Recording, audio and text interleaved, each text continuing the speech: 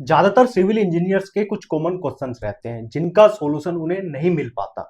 आज की पॉडकास्ट में आपके जो भी डाउट हैं, जो भी क्वेश्चन है, उसका सॉल्यूशन आपको जरूर मिलेगा।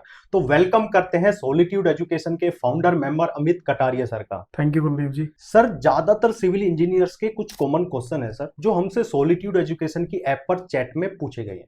तो सर, वहीं से मैंने कुछ क्वेश्चन पिक करे हैं जो ज्यादातर सिविल इंजीनियर्स के सर कॉमन है। तो सर, जो मेरा पहला क्वेश्चन सर आपसे है, अरुण जी का, तो वो कह रहे हैं कि सर, मुझे 5 साल हो गए हैं गवर्नमेंट जॉब की तैयारी करते हुए, लेकिन गवर्नमेंट जॉब तो नहीं लगी। लेकिन अब कंडीशन सर ऐसी आ चुकी है कि उनको प्राइवेट सेक्टर में भी जॉब नहीं लग पा रही है। तो इस कंडीशन में सर वो क्या करें? देखो, ये बहुत बड़ी प्रॉब्लम है जनरली, स्पेशली उन लोगों के लिए जो गवर्नमेंट जॉब की प्रिपरेशन करते हैं। तो होता क्या है कि हम पहले साल प्रिपरेशन करते हैं, नहीं होता है तो सोचते हैं कि चलो नेक्स्ट ईयर प्रिपरेशन कर लेते हैं। ऐसे करते करते हम 4-5 साल, इवन कई कैंडिडेट तो ऐसे हैं कि जो 7-7, 8-8 साल जिनको हो चुके हैं गवर्नमेंट जॉब की प्रिपरेशन करते हुए, और फाइनली ना कहीं पे सिलेक्शन हुआ, और अब किसी प्राइवेट कंपनी में जॉब के लिए जाते तो वहां पे भी उनको नहीं लिया जाता, क्योंकि इतना लंबा गैप हो गया, गैप कोई ज्यादा भी हो जाता कंपनी है। जो है उनको लेने से मना कर दिया। तो ये बड़ी भयंकर सिचुएशन है। एक तो सबसे पहले मैं ये सलाह दूंगा कि अगर आप गवर्नमेंट जॉब की प्रिपरेशन कर रहे हैं तो एक लिमिट सेट कर ले कि इतने टाइम पीरियड के बाद मुझे जो है बिल्कुल भी गवर्नमेंट जॉब की तैयारी नहीं करनी है, या फिर करनी है तो तब करूंगा जब मेरे पास में कोई प्राइवेट जॉब होगी। जैसे मैक्सिमम टाइम अगर आपको तैयारी करनी है तो 3 साल से ज्यादा का टाइम आपको नहीं देना है। अगर बाद में तैयारी करनी भी है तो आपको सबसे पहले कोई प्राइवेट जॉब पकड़ो, और उस प्राइवेट जॉब के साथ साथ आप गवर्नमेंट की तैयारी कर लो, तो वो फिर भी थोड़ा सिक्योर है, क्योंकि आप एटलीस्ट वर्किंग तो हो। लेकिन कैंडिडेट क्या करते हैं कि 5 साल 7 साल जो है कंटिन्यूस तैयारी करते रहते हैं, और फिर जो है सिलेक्शन भी नहीं होता, लास्ट में प्राइवेट जॉब के लायक भी वो नहीं रहते हैं। अब अगर आपके साथ ऐसी सिचुएशन हो गई है, आपको 5 साल 4 साल 7 साल जितना भी टाइम आपको हो गया है कि अब जो है हमें फाइनली डिसीजन हो गया कि गवर्नमेंट जॉब नहीं लग रही है, अब हमें प्राइवेट सेक्टर के अंदर जाना है, तो अब इस टाइम पे आपको क्या करना चाहिए। तो कुछ तरीके मैं आपको बताता हूं जिनको यूज करके आप जो है उनका बेनिफिट ले सकते हैं। सबसे पहला जो आपको काम करना है वो ये करना है कि किसी भी ट्रेनिंग इंस्टीट्यूट से जाके ट्रेनिंग करो, क्योंकि ट्रेनिंग करने से क्या होगा ना कि आपको बेसिकली इंडस्ट्री के जो कॉन्सेप्ट है वो आपको समझ में आएंगे, एक्चुअल कैसे प्रैक्टिस हो रही है, जो काम है बेसिकली वो आपको आना चाहिए। क्योंकि 5 साल अगर आपने गैप कर दिया तो आपको कंस्ट्रक्शन लाइन की एबीसीडी भी आपको नहीं पता है। 1 साल के गैप में सर काफी चीजें चेंज हो जाती है मार्केट में। हाँ, तो आप सबसे पहले तो जाके ट्रेनिंग करो, ऑनलाइन करो, ऑफलाइन करो, जो जिस भी तरीके से आपको फैसिलिटी आपके पास अवेलेबल है, आप जिस तरीके से करना चाहते हो। इसके बाद जो है आप डायरेक्ट या तो ट्रेनिंग करने के बाद ही या तो जॉब के लिए ट्राई करो, या फिर आप जो है कुछ टाइम के लिए किसी कंपनी में एज ए इंटर्न काम करो, 1 month 2 month actual construction site पे जाके। अगर वहां पे सैलरी की टेंशन मत लो कि मुझे पैसा नहीं मिल रहा है, क्या नहीं मिल रहा है, लेकिन आप जाओ सबसे पहले वहां पे। सो वहां पे ना आपको एक्चुअली में एक्चुअल जो एनवायरमेंट है उस एनवायरमेंट के बारे में आपको पता चलेगा कि एक्चुअल में किस तरीके से वर्क होता है, तो आप उस वर्क से अपने आप को रिलेट कर पाओगे। सो अब आपने ट्रेनिंग कर लिया, साइट पे जाके आपने एक्चुअल कॉन्सेप्ट भी समझ लिए, सो आपके बेसिकली जो बेसिक फंडामेंटल्स हैं वो आपके क्लियर हो गए। अब आपको नेक्स्ट स्टेप की तरफ बढ़ना है। तो नेक्स्ट स्टेप क्या है? सबसे पहला स्टेप तो ये है कि आप किसी के रेफरेंस से अगर आप कहीं पे एंट्री ले सको तो वो सबसे बढ़िया है, क्योंकि जब आप किसी के रेफरेंस से जाते हो तो वहां पे आपसे इतने कोई क्वेश्चन नहीं पूछे जाते। या अगर आपका कोई ऐसा रेफरेंस है जिस रेफरेंस से आप किसी कंपनी में जा सकते हैं तो वो काफी अच्छा है। अगर ये भी नहीं है तो दूसरा तरीका ये है कि आप बैक डेट में कहीं से कोई जुगाड़ करके कोई सर्टिफिकेट अरेंज कर लो। आप एक्सपीरियंस लेटर आप बेसिकली उस तरीके से बनवा सकते हो। बड़ी कंपनी कोई बना के नहीं देगी, लेकिन बहुत सारी छोटी कंपनीज होती हैं, कॉन्ट्रैक्टर फर्म्स होती हैं, जो आपको इस तरह के सर्टिफिकेट बना के दे देंगी, तो आप उसके बेसिस पे आप एंट्री ले सकते हो। तीसरा तरीका ये है कि जब आप किसी कंपनी में इंटरव्यू के लिए जा रहे हो तो आप ये मत बोलो कि मैं गवर्नमेंट जॉब की प्रिपरेशन कर रहा था। आप उनसे बोलो कि मैं अपना बिजनेस रन कर रहा था, कुछ अनफॉर्चुनेट ऐसी सिचुएशन आई जिस सिचुएशन की वजह से मुझे अपना बिजनेस शट डाउन करना पड़ा। सो नाउ मैं अब फिर वापस से जो है जॉब के लिए आया हूँ। सो सेम फील्ड में आप बताओ कि आप कंस्ट्रक्शन में ही बिजनेस करते थे, कॉन्ट्रैक्टर फर्म आप रन कर रहे थे, आर्किटेक्चरल फर्म्स आप रन कर रहे थे, तो इसका बेसिकली एक पॉजिटिव इंपैक्ट पड़ेगा कि हाँ, ये बंदा कंस्ट्रक्शन लाइन से जुड़ा हुआ ही है। सो ये कुछ तरीके हैं, अगर आप इनको यूज करोगे तो डेफिनेटली बेनिफिट होगा। और ये मैं ऐसे हवा में आपको नहीं बता रहा हूँ, एक्चुअल में ये कई स्टूडेंट को मैं बता चुका हूँ और वो सक्सेसफुल हुए हैं इन तरीकों को यूज करके। सो आप भी हो सकते हो, ये तरीके जरूर यूज करना। जितने भी जो कॉन्सेप्ट है आप उनको अप्लाई करना। और इसके अलावा अगर फिर भी कोई गाइडेंस आपको चाहिए तो आप डायरेक्ट मुझसे कॉल पे भी बात कर सकते हो। और कई सारे स्टूडेंट को मैं पहले भी ये तरीके बता चुका हूँ, वो उनको यूज करके कहीं ना कहीं जो है जरूर सेटल हुए हैं। तो आप भी अरुण जी सेटल हो जाओगे, बेफिक्र रहना आप। अगर फिर भी कोई डाउट कंफ्यूजन है तो मुझसे डायरेक्ट बात भी कर लेना, एप्लीकेशन पे चैट ऑप्शन पे रिक्वेस्ट डाल देना कॉल करने के लिए। तो मेरा नंबर आपको मिल जाएगा, आप डायरेक्ट मुझसे बात कर लेना, ठीक है। सर नेक्स्ट क्वेश्चन है आरिफ जी का, थोड़ा सा फनी भी है लेकिन सर कॉमन है, काफी सिविल इंजीनियर में कॉमन क्वेश्चन है कि सर जॉब तो वो कर रहे हैं सिविल इंजीनियरिंग में, लेकिन अंदर से मन नहीं करता सर जॉब करने का, तो सर इसका क्या सॉल्यूशन आप उनको दोगे सर? ये एक्चुअली आरिफ की प्रॉब्लम नहीं है, ये मैक्सिमम 90% से भी ज़्यादा सिविल इंजीनियर्स की सेम प्रॉब्लम है। जितने भी सिविल इंजीनियर्स हैं, ज़्यादातर सिविल इंजीनियर्स को कंस्ट्रक्शन साइट पे जो है उनका मन ही नहीं लगता है। और उनमें से मैं भी एक हूँ, मतलब मैं भी जब कंस्ट्रक्शन साइट पे जॉब करता था तो मेरा भी मन नहीं लगता था एक्चुअल में। तो जनरली जब इस तरह की कोई प्रॉब्लम आ रही है ना, तो सबसे पहले ना आपको बेसिकली ये सोचना पड़ेगा, ये देखना पड़ेगा कि वो प्रॉब्लम आपको क्यों आ रही है, क्योंकि उसके पीछे के मल्टीपल रीजन हो सकते हैं। अगर आपको रीजन ही नहीं पता है तो फिर आप कहीं पे भी जाओगे ना, मान लीजिए कोई आपका साइकोलॉजिकल प्रॉब्लम है, सपोज करो मैं एक एग्जांपल दे रहा हूं, आप चाहे जॉब भी स्विच कर लो, आप कुछ भी कर लो, आपको सेम प्रॉब्लम्स आएगी। तो आपको सबसे पहले ना मतलब ये आइडेंटिफाई करना पड़ेगा कि बेसिकली प्रॉब्लम कहाँ पे आ रही है, आपका मन क्यों नहीं लग रहा है। कुछ एग्जांपल्स मैं आपको बताता हूँ, बाकी आप खुद से भी जो है आइडेंटिफाई करने की कोशिश करना अपने पर्सनल लेवल पे। सबसे पहली प्रॉब्लम तो ये होती है कि ज्यादातर बच्चों के साथ क्या होता है ना, काफी बच्चे ऐसे होते हैं कि जो आउटर लोकेशन पे जॉब करते हैं या अपनी अपनी सिटी से बाहर जॉब करते हैं।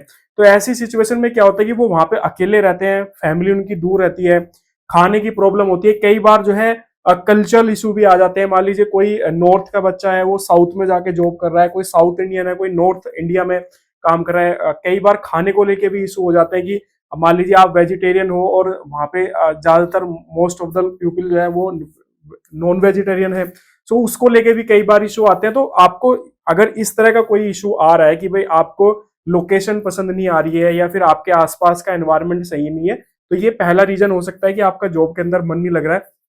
दूसरा रीजन ये होता है कि आपका वर्किंग एनवायरनमेंट, मतलब जिस कंपनी में आप जॉब कर रहे हो वहां का वर्क कल्चर सही नहीं है। आपसे स्टार्टिंग में कुछ और बोला गया था, वहां पे आपसे कुछ और कराया जा रहा है, या फिर आपसे बोला गया था कि आपको 10 घंटे काम करना है, 8 घंटे काम करना है, लेकिन आपको 12-12 घंटे से भी ज्यादा काम कराया जा रहा है, आपको छुट्टी नहीं मिल रही है।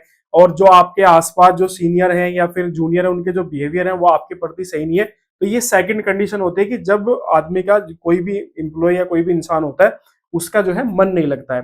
तीसरी सिचुएशन क्या होता है कि बेसिकली आप कंटिन्यूअस काम कर रहे हो, आप मेहनत भी कर रहे हो, लगातार कई साल आपने एक ही फील्ड को दिया, लेकिन आपकी ग्रोथ ही नहीं हो रही है, या आपकी जो सैलरी है, जो आपके खर्चे हैं, उसके हिसाब से आपकी इनकम नहीं जनरेट हो पा रही है। तो ये भी एक रीजन होता है कई बार कि हमारे खर्चे बहुत ज्यादा हैं, या फिर हम मेहनत बहुत ज्यादा कर रहे हैं लेकिन उसके बदले में आउटपुट हमें नहीं मिल पा रहा है। तो ये भी एक ऐसा रीजन होता है कि कहीं ना कहीं हमें जॉब से जो है डिससेटिस्फेक्शन होता है। सो बेसिकली आपको ये देखना पड़ेगा कि आपका रीजन क्या है, आपका कोई पर्सनल रीजन है, कंपनी का कोई इशू है, या आप करियर से रिलेटेड कोई आपका इशू आ रहा है। तो आपको जो भी इशू आ रहा है सबसे पहले उसको आइडेंटिफाई करिए और उसके बाद फिर उसके सॉल्यूशन पे काम करिए। डेफिनेटली आपका जो है मन लगेगा कंस्ट्रक्शन साइट पे। किसी भी वर्क में आप काम कर दो, किसी भी फील्ड की मैं बात कर रहा हूँ, कंस्ट्रक्शन साइट की बात नहीं कर रहा हूँ, कहीं पे भी आप हो, अगर आपका मन नहीं लग रहा है, मतलब काम करने की इच्छा नहीं हो रही है, तो आप उसके पीछे का रीजन फाइंड आउट करने की कोशिश करो कि एक्चुअल में क्या रीजन है, उस रीजन पे काम करो, डेफिनेटली आपको बेनिफिट मिलेगा। सर नेक्स्ट क्वेश्चन है सर सुनील जी का, वो वर्किंग है, जॉब कर रहे हैं अच्छी कंपनी में, लेकिन अब आगे भी वो स्टडी करना चाह रहे हैं, लेकिन अब उनका डाउट है कि अब एमटेक करूं मैं या एमबीए करूं। और देखो ग्रेजुएशन के बाद पोस्ट ग्रेजुएशन काफी सारे कैंडिडेट करते हैं, कुछ नहीं करते हैं, लेकिन आज के टाइम पे एक ट्रेंड बन गया है कि अगर हम हायर एजुकेशन की तरफ जाएंगे तो हमारा करियर में एक अच्छी ग्रोथ मिलेगी। सो बीटेक अगर कोई कैंडिडेट करता है तो बेसिकली उसके पास दो तरह के ऑप्शन है, या तो वो एमटेक करे या फिर वो एमबीए करे। सो एमबीए भी दो तरीके से होती है, या तो सेम फील्ड में एमबीए करे कंस्ट्रक्शन मैनेजमेंट में, या फिर अदर फील्ड हो गए मार्केटिंग फाइनेंस, जो अपनी जॉब स्विच करना चाहते हैं तो लोग उसको लेके भी कहीं ना कहीं जो है अदर फील्ड में भी एमबीए करते हैं। तो सबसे पहले बात करूंगा मैं एमटेक की। सो बेसिकली एमटेक क्या हो गया ना, एक टेक्निकल स्पेसिफिक स्पेशलाइजेशन हो गया है। मान लो मुझे स्ट्रक्चरल इंजीनियर बनना है तो मैं एमटेक करूंगा स्ट्रक्चर्स के अंदर, मुझे जियो टेक्निकल इंजीनियर बनना है तो मुझे जियोटेक में मैं एमटेक करूंगा, मुझे सर्वे के फील्ड में काम करना है तो मैं आपका जो है उससे रिलेटेड जो एमटेक है उसमें करूंगा, एनवायरमेंट के फील्ड में काम करना है, ट्रांसपोर्टेशन के फील्ड में काम करना है। तो बेसिकली क्या होता है कि एमटेक का मतलब है स्पेशलाइजेशन, कि आप एक स्पेशलाइजेशन की तरफ बढ़ रहे हो और एक कोर सेक्टर की तरफ आप फोकस करके काम करना चाह रहे हो। तो अगर आपका इंटरेस्ट है किसी एक पर्टिकुलर सेक्टर में काम करने का, या आप चाहते हो कि हाँ मुझे जो है उस लेवल की इंजीनियरिंग में काम करना है, तो आप बेझिझक होकर आप स्ट्रक्चर एमटेक स्ट्रक्चर में करिए, मतलब एमटेक करिए किसी भी स्ट्रीम में, जिस स्ट्रीम में आप करना चाहते हो। वहां पे सबसे प्लस पॉइंट तो ये होता है कि आपका स्पेशलाइजेशन डेवलप होता है, लेकिन नेगेटिव पॉइंट भी ये होता है कि आप ना एक ही फील्ड पे जाके फोकस हो जाते हो। कल को अगर उस फील्ड के अंदर कुछ ऊपर नीचे हुए तो आपके पास में अदर ऑप्शन जो है वो बहुत ही लिमिटेड रहेंगे। अब नेक्स्ट बात करते हैं एमबीए की। सो एमबीए जब आप करते हो ना तो आपके पास मल्टीपल ऑप्शंस ओपन हो जाते हैं। मैं अदर फील्ड की बात नहीं करूंगा, मैं कंस्ट्रक्शन मैनेजमेंट में एमबीए की बात करूंगा। कंस्ट्रक्शन मैनेजमेंट के अंदर एमबीए काफी जो है स्कोप है, आज प्रेजेंट टाइम में भी, फ्यूचर में भी काफी स्कोप है।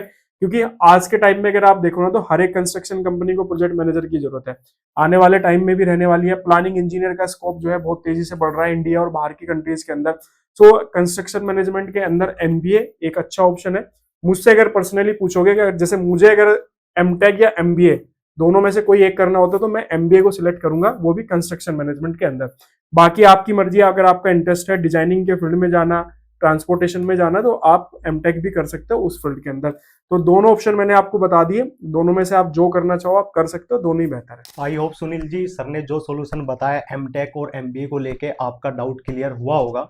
सर नेक्स्ट क्वेश्चन है हमारा विवेक जी का, कि सर जो सिविल इंजीनियर है जॉब तो वो कर रहा है, लेकिन वो एक्स्ट्रा इनकम कैसे कमा सकता है सर? आज के टाइम पे देखो, एक्स्ट्रा इनकम जनरेट करना ना कोई बड़ी बात नहीं है। अगर आपके पास थोड़ी सी भी स्किल है, या थोड़ा सा भी आप जो है ऑनलाइन जो आजकल चीजें चल रही है उससे थोड़ा सा भी अवेयर है, तो आप बड़े आसानी से जो है एक्स्ट्रा इनकम कर सकते हो। दो चीजें बताऊंगा, एक आप ही के फील्ड की बात करूंगा, एक अदर फील्ड की बात करूंगा। सबसे पहले बात करते हैं अदर फील्ड्स की। तो आज के टाइम पे अगर आप देखो ना तो आप इन्वेस्टिंग करके बहुत आसान तरीके से आप एक्स्ट्रा इनकम जनरेट कर सकते हो। अगर आपके पास में कैपिटल है तो आप बड़े आसानी से उसको इन्वेस्ट करके आप जो है एक्स्ट्रा इनकम जनरेट कर सकते हो। आप शेयर मार्केट में इन्वेस्ट कर सकते हो डायरेक्ट, अगर आपके पास टाइम है।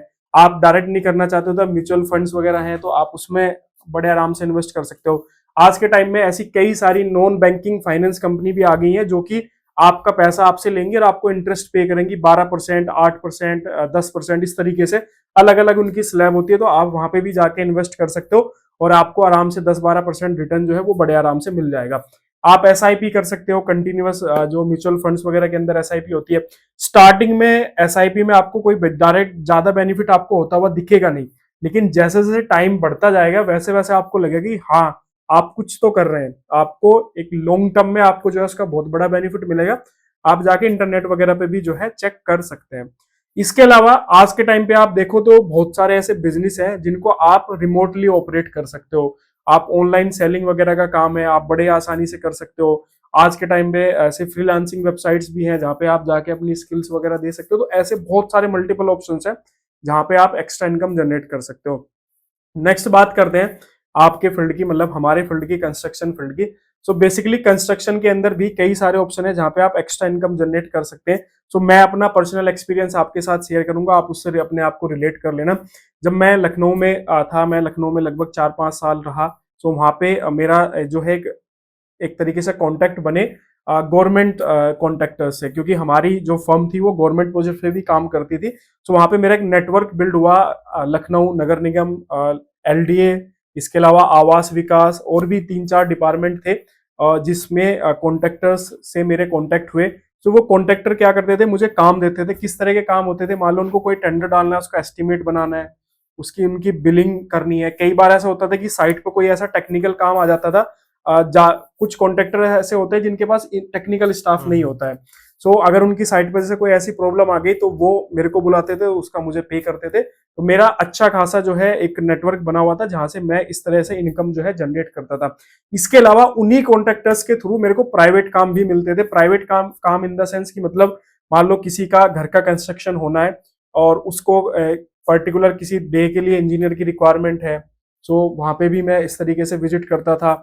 ड्राइंग्स वगैरह मैं स्टार्टिंग से ही बनाता आ रहा हूँ। सो ड्राइंग्स के काम भी मेरे को जो है उन्हीं कॉन्ट्रैक्टर्स के थ्रू काफी मिलते थे। तो इस तरीके से मैं एक अच्छी खासी डिसेंट इनकम जो है अपनी सैलरी के अलावा भी जनरेट कर पाता था। इसके अलावा अगर आपको पढ़ाने का शौक है तो आज के टाइम में टीचिंग के ऑप्शन भी अवेलेबल है ऑनलाइन। आप पार्ट टाइम जो है एज ए ट्रेनर टीचर आप काम कर सकते हो। बहुत सारी वेबसाइट्स हैं जिनमें आप जो है 2 घंटे 4 घंटे के लिए अपना टाइम दे सकते हो, तो ये भी एक सोर्स है जहाँ पे आप इनकम जनरेट कर सकते हो। तो आज के टाइम पे एक्स्ट्रा इनकम जनरेट करने के बहुत ऑप्शन है, आप बड़े आसानी से जनरेट कर सकते हो, बस आपको ये देखना है कि आप किस तरीके से कर सकते हो। सर नेक्स्ट क्वेश्चन है इरफान जी का कि सर काफी साल हो गया उनको जॉब करते हुए, उनके पास एक्सपीरियंस भी हो गया, उनके पास अच्छी नॉलेज भी होगी, लेकिन जो ग्रोथ होनी चाहिए उनकी उस हिसाब से तो वो नहीं हो पा रही। देखो ये सिविल इंजीनियरिंग में बहुत सारे सिविल इंजीनियर्स का ये बड़ा क्वेश्चन रहता है कि सर एक्चुअल में ग्रोथ नहीं हो पा रही है। तो ग्रोथ ना होने के भी कई सारे रीजन जो है वो रहते हैं। सबसे पहला रीजन तो मैं आपको बताता हूँ कि एक्चुअल में इंडस्ट्री का ट्रेंड चेंज हो रहा होता है, लेकिन हमें बेसिकली उस ट्रेंड के बारे में पता ही नहीं होता है और हम ना उन्हीं पुराने कॉन्सेप्ट को यूज कर रहे होते हैं। तो एक्चुअल में आपको ये भी एक अवेयर होना पड़ेगा कि आपकी इंडस्ट्री में क्या चीजें चल रही हैं और क्या रिवोल्यूशनरी चेंज आपकी इंडस्ट्री के अंदर आ रहे हैं, तो ताकि आप उन चेंजेस को जल्दी से जल्दी आप अडॉप्ट करके और अपने करियर में आप आगे बढ़ सको। तो सबसे पहला तो फैक्टर ये है। दूसरा फैक्टर ये है कि कई बार ऐसे होता है कि हम ना छोटी कंपनीज के अंदर ही काम करते रहते हैं और एक्सपीरियंस होने के बावजूद भी हम किसी बड़ी कंपनी के अंदर ट्राई नहीं करते। मैंने कई बार ऐसे लोगों को देखा है कि जो डरते हैं, मतलब एल&टी और टाटा प्रोजेक्ट जैसी कंपनियों में अप्लाई करने से भी, वो सोचते हैं कि यार हमें वो क्यों लेगी एल&टी या हमें टाटा प्रोजेक्ट क्यों लेगा, लेकिन इस बात की कोई गारंटी नहीं होती कि किसका सिलेक्शन हो जाए। कई बार ऐसे होता है कि आप डिजर्व भी नहीं करते हो और आपका सिलेक्शन हो जाता है, और कई बार ऐसा होता है कि आप राइट कैंडिडेट होते हो, सब कुछ सही होता है, उसके बावजूद भी आपका सिलेक्शन नहीं होता। तो आप हमेशा ट्राई करो, अगर आप कहीं पे फंस गए हो तो आप ट्राई करो कि किसी बड़ी कंपनी के अंदर, क्योंकि वहां पे क्या होता है ना, पॉलिसी बड़ी रिफाइन होती है, काफी चीजें होती हैं जो रेगुलर बेसिस पे आपको मिलती रहेंगी, और वहां पे ना लेवल्स डिफाइन होते हैं। जैसे आप अमेजोन जैसी या फेसबुक जैसी कंपनी का मैं आपको एग्जांपल दूं, वहां पे ना आपको रिटायरमेंट तक का प्लान आपको समझा देंगे कि आज अगर आप ज्वाइन करोगे तो रिटायरमेंट तक आपको क्या क्या मिलेगा, आपको इतना फंड मिलेगा, आपको जो है इन लेवल पे आप इन पोस्ट तक आप जा सकते हो, आपको ईयरली इतने बेनिफिट्स मिलेंगे। तो इस तरीके से भी आपको ये सारी चीजें आपको मिलेगी। तो ये दूसरा तरीका हो गया कि आप बेसिकली चेंज करके भी अपनी जो ग्रोथ है वो कर सकते हो। इसके अलावा आपके पास अगर फंड्स हैं और आप रिस्क ले सकते हैं और आप चाहते हैं, अब बहुत सारे लोग ऐसे होते हैं ना कि काफी महत्वाकांक्षी होते हैं, वो पैसा कमाना चाहते हैं, सैलरी उनकी ठीक है, जो इंडस्ट्री स्टैंडर्ड्स हैं उसके हिसाब से उनकी सैलरी ठीक है, लेकिन उसके बावजूद भी ना वो सैलरी से सेटिस्फाई नहीं होते। वो सोचते हैं कि यार कुछ और लाइफ में होना चाहिए था, कुछ और ज्यादा पैसा लाइफ में होना चाहिए था। तो अगर आपकी भी ऐसी ही कुछ अंदर से इच्छाएं हैं पैसा कमाने की, तो आप बिजनेस भी ट्राई कर सकते हो। तो बहुत सारे ऑप्शन है। हमने एआई वाली वीडियो पॉडकास्ट किया था, उसमें कई सारे बिजनेस आइडिया मैंने डिस्कस किए थे। आने वाली वीडियोस में भी हम कुछ 1-2 पॉडकास्ट करेंगे जिसमें बिजनेस आइडिया के बारे में डिस्कस करेंगे, तो आप वो भी चीजें कर सकते हो। इसके अलावा भी एक और ऑप्शन है कि आप ना इंडस्ट्री भी चेंज कर सकते हो। आपको थोड़ा सा अजीब लग रहा होगा कि मैंने किसी इंडस्ट्री में 4-5 साल दिए, लेकिन आज के टाइम पे ये भी एक ट्रेंड है कि कोई एक नई स्किल मार्केट के अंदर आती है और हम उसको सीख के जो है बड़ी आसानी से जो है नेक्स्ट इंडस्ट्री के अंदर अपना करियर बना सकते हैं। जैसे आज के टाइम पे एआई का जो भी एआई की जिनको नॉलेज है वो काफी हाईएस्ट सैलरी पैकेज जो है वो ले रहे हैं। तो ये भी एक चीज है जिसमें आप काम कर सकते हो, लेकिन सबसे पहले ये देखो कि ग्रोथ क्यों नहीं हो रही है। क्या कोई स्किल की प्रॉब्लम है, क्या कंपनी आपकी ठीक नहीं है, या फिर जो है आपको मिल रहा है आपके हिसाब से ठीक, लेकिन आपको एक्चुअल में लग रहा है कि मुझे ऐसा नहीं मिल रहा है, मेरे को उतना नहीं मिल रहा है। तो ये भी कई बार रीजन होते हैं, तो आप ये जरूर देख रहे हैं। सर नेक्स्ट क्वेश्चन है अनुराग जी का। उनका कहना है कि सर कि जो साइट पर जॉब की कंडीशन है उसके हालात हर किसी को पता है, तो अब वो चाह रहे हैं कि मैं अपना करियर टीचिंग लाइन में कैसा रहेगा। इन्होंने और डिटेल में आपको नहीं बताया कि मतलब टीचिंग किस तरह की टीचिंग करनी चाह रहे हैं, सेम फील्ड में टीचिंग करना चाह रहे हैं या फिर अदर फील्ड में टीचिंग? सेम फील्ड में टीचिंग कह रहे हैं कि साइट वही है कि सर साइट पर तो जॉब की कंडीशन हर किसी को पता है, जॉब लग भी नहीं पा रही और थोड़ा ज्यादा बुरा हाल है, तो यही चाह रहे हैं कि अगर मैं सिविल इंजीनियरिंग में ही टीचिंग में अपना करियर बनाऊं तो कैसा रहेगा मेरे लिए। देखो, अगर आप सेम फील्ड में टीचिंग करना चाह रहे हो तो उसके 2 ऑप्शन है। पहला ऑप्शन तो यह है कि आप किसी कॉलेज या यूनिवर्सिटीज में जहाँ पे सिविल इंजीनियर्स को के मतलब बीटेक या एमटेक लोग कर रहे हैं, या फिर जो है डिप्लोमा कर रहे हैं, तो वहाँ पे आप जाके टीचिंग दे सकते हो। दूसरा जो हमारे जैसे ट्रेनिंग इंस्टीट्यूट है, उन ट्रेनिंग इंस्टीट्यूट में आप काम कर सकते हो। बेसिकली दोनों के बारे में आपको बताऊंगा। तो आज के टाइम पे अगर आप प्राइवेट इंजीनियरिंग कॉलेज की मैं बात करूँ, क्योंकि प्राइवेट में ही आप जॉब करोगे, तो प्राइवेट इंजीनियरिंग कॉलेजों में मोस्टली जितने भी प्राइवेट इंजीनियरिंग कॉलेज है उनमें या तो सिविल इंजीनियरिंग की ब्रांच बंद हो चुकी है, या फिर बच्चे उतने नहीं है या उतनी स्ट्रेंथ नहीं है बच्चों की जितनी होनी चाहिए थी, एज कंपेयर टू अगर आप कंपेयर करो अदर ब्रांचेस में। तो जब कॉलेज में ही बच्चे नहीं हैं तो आपको वहां पे क्या स्कोप मिलेगा, आप इस चीज को खुद समझ सकते हो। सो बेसिकली वहां पे तो मैं आपको बिल्कुल भी सजेस्ट नहीं करूंगा कि आप जाके वहां पे किसी भी इंस्टीट्यूट के अंदर जाके एज ए ट्रेनर टीचर जो है आप काम करो। और वहां पे बेसिकली आज के टाइम में जो है एक रूल भी हो गया कि हायर क्वालिफिकेशन आपके पास में होनी चाहिए। मतलब जैसे आप डिप्लोमा वालों को पढ़ा रहे हो तो आपके पास में बीटेक होनी चाहिए, अगर आप बीटेक वालों को पढ़ा रहे हो तो आपके पास में एमटेक होना चाहिए, और अगर आप एमटेक वालों को पढ़ा रहे हो तो आपके पास में पीएचडी की डिग्री जो है वो होनी चाहिए। तो आप ये भी एक बार पढ़ लेना जाके, अगर आपके पास में हायर एजुकेशन है तो आप यूनिवर्सिटीज वगैरह में ट्राई कर सकते हो। दूसरी चीज आती है ट्रेनिंग इंस्टीट्यूट। तो ट्रेनिंग इंस्टीट्यूट में फुल टाइम जॉब करने की सलाह मैं बिल्कुल नहीं दूंगा, पार्ट टाइम आप काम कर सकते हो। जैसे हम भी फ्रीलांसिंग में ट्रेनर्स हायर करते हैं, बाकी और भी इंस्टीट्यूट है जो फ्रीलांसिंग में ट्रेनर्स जो है वो हायर करते हैं। सो पार्ट टाइम आप जाके ज्वाइन कर सकते हो हमारे जैसे ट्रेनिंग इंस्टीट्यूट को।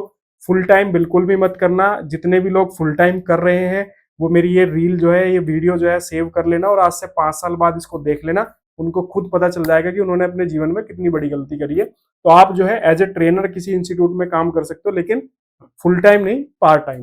तो आई होप आपको मेरा इशारा जो है समझ में आ गया होगा कि मैं क्या कहना चाह रहा हूँ। सो बेसिकली टीचिंग अगर आपको करनी है तो पार्ट टाइम करो, और साथ में जो जॉब आपकी चल रही है वो करो, या फिर आप अदर उसमें करो, जैसे जो नीट और जेई और इन सब की जो होती है, या फिर गवर्नमेंट जॉब की, वहां पे आप कर सकते हो फुल टाइम अगर करनी है तो। सर नेक्स्ट क्वेश्चन है फैजल जी का। उनका कहना है कि सर जो सिविल इंजीनियरिंग के कोर्सेज अवेलेबल हैं मार्केट में, उन्हें करने से कोई फायदा होता भी है या नहीं?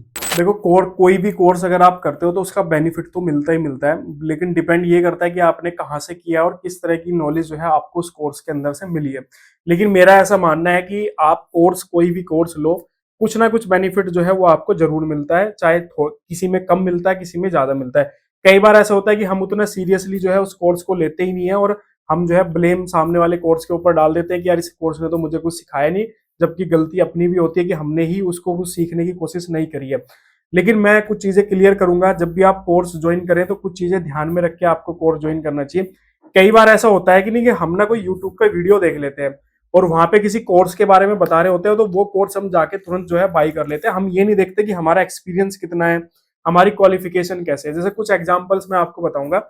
बेसिकली क्या होता है कि कंस्ट्रक्शन में किसी भी कंपनी में ना हायरार्की होती है। सबसे पहले एक लोअर लेवल होता है, उसके बाद नेक्स्ट स्टेप होता है, फिर नेक्स्ट स्टेप, ऐसे आप ऊपर बढ़ते हो।